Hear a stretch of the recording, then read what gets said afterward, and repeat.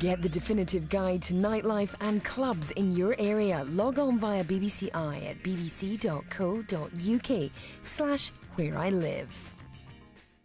Pure adrenaline. OK, let's shock him. All clear. Shocking at 200. Could have done something about it if I'd have kept on top of things. The UK's most popular medical series is back. Do something! Life and death drama. He cannot die, Dylan. He absolutely cannot die. Casualty starts Saturday 8:15 BBC One.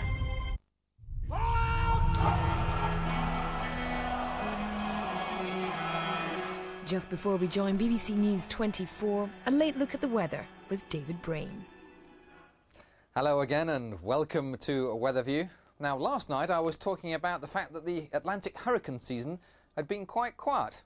Well, as soon as I said that, we now have the first hurricane of the season off the eastern seaboard of the United States.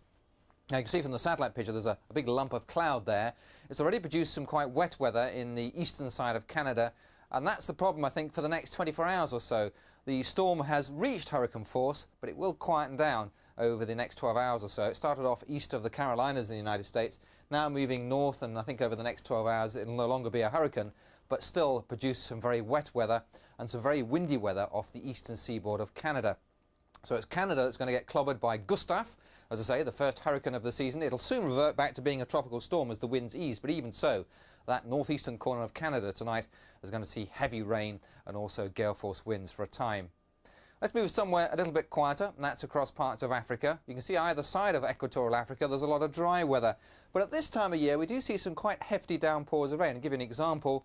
Here in the Gulf of Guinea, Doula has seen 158 millimetres of rain in the space of just 24 hours. And typically at this time of year we do see these heavy downpours of rain. Now then, let's look a little further north into the Mediterranean, where we're likely to see some heavy showers here as well, particularly across parts of the northern half of the Mediterranean. A cluster of storms we had earlier through the evening, they're still going to be around overnight tonight and possibly still around tomorrow as well. But the clear skies across a large part of Scandinavia into the north of Europe have led to some pretty high temperatures. And here in Denmark we've seen 24, that was Wednesday's high. 17 is the average, so that's pretty good, but things starting to cool down. Over the next few days, cooler air moves out of northern Norway, slips its way southwards, reaches Denmark, in fact reaches much of northern Europe, including ourselves, so make the most of the warmth we're likely to see over the next few days. Now, the reason for that change is just the movement of this area of high pressure, and at the moment it's going to move westwards and then sink southwards, but the gradual trend of that high pressure is to move a little bit further out into the Atlantic, and that allows northerly winds around that side of that high to bring us cooler and fresher air. So to start the day on Thursday, we'll find a fair amount of cloud, a bit misty and murky, a few hill fog patches to watch out for as well. But then through the morning into the afternoon it'll brighten up, the sunshine getting through, and that'll give us some pretty good temperatures. 20 degrees across parts of Scotland, 20 in Northern Ireland, maybe 23 or 24 in the more southern parts of England.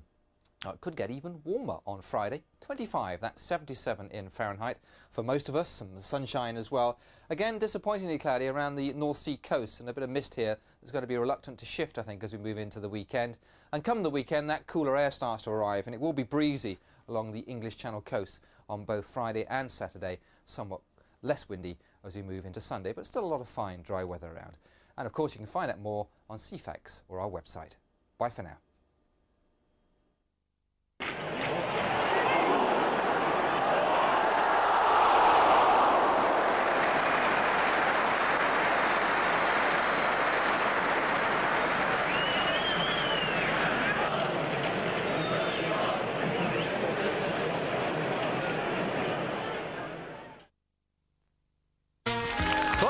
Welcome back to Steelathon.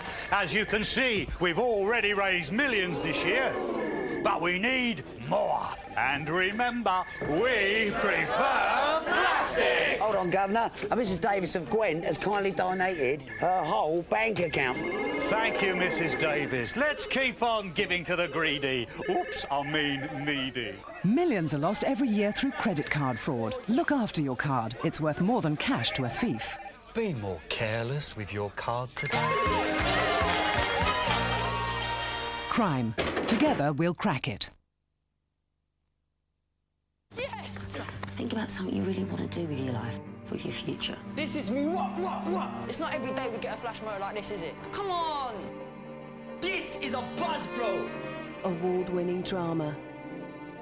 You know what this is?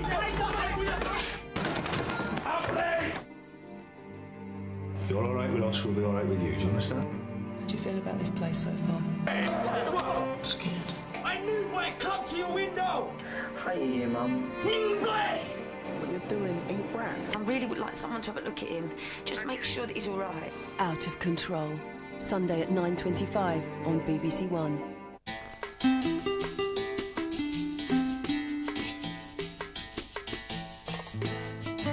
Now on BBC One, we join BBC News 24 for the rest of the night.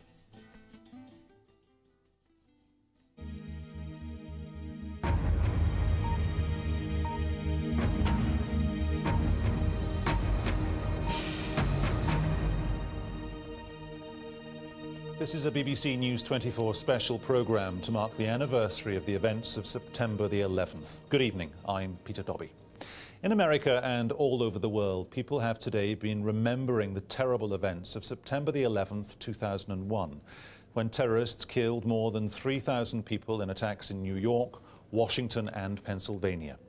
President Bush said it was a day to remember every life that had been lost, and he vowed that America would win the war against terrorism. Mr. Bush visited all 3 sites hit by the terror attacks. He arrived by helicopter in New York this evening and, accompanied by his wife Laura, visited the heart of Ground Zero to place a wreath. He spent more than an hour meeting police, firefighters and the families of those who died to offer his sympathy. Later tonight, he'll address the nation from the site of the Statue of Liberty.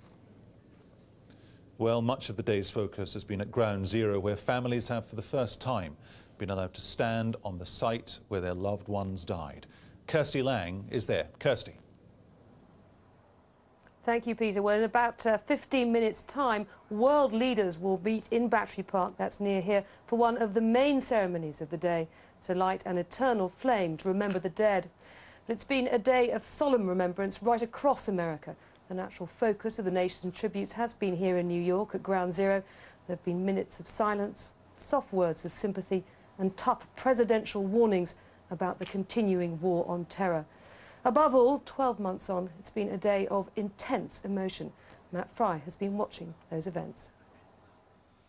Remember, it was on a perfect late summer's day, just like this one, that the unthinkable happened.